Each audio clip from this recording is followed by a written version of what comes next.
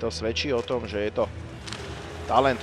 Černákov pokus, bol však zblokovaný, ešte 10 sekúnd, veľmi tvrdý súboj v rohu klziska a naši hráči dokazujú, že fyzicky sú na tom veľmi dobre.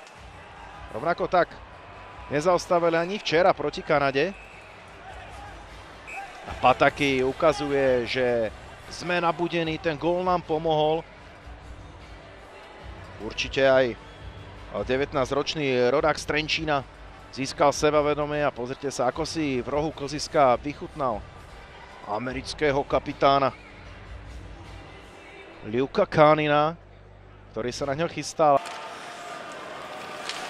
A je to dobrý znak aj do ďalších dôležitých zápasov a to bude hneď ten najbližší proti Lotyšsku. V tretine vstúpili aj do druhej.